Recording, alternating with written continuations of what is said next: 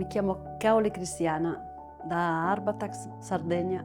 No, io ho sempre avuto il terrore dei dentisti, sempre. Fino a questa età, anzi a 18 anni ho provato da un dentista che mi ha rovinato un dente, quindi fiducia zero. Poi sono arrivata invece a questa età, ho detto proviamoci.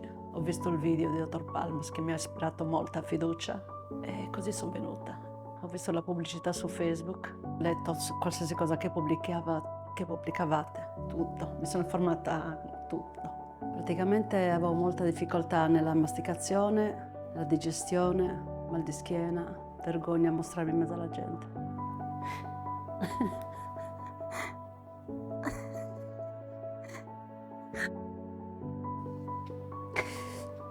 Io sono rinata, cioè, davvero. E sono troppo felice, ti giuro.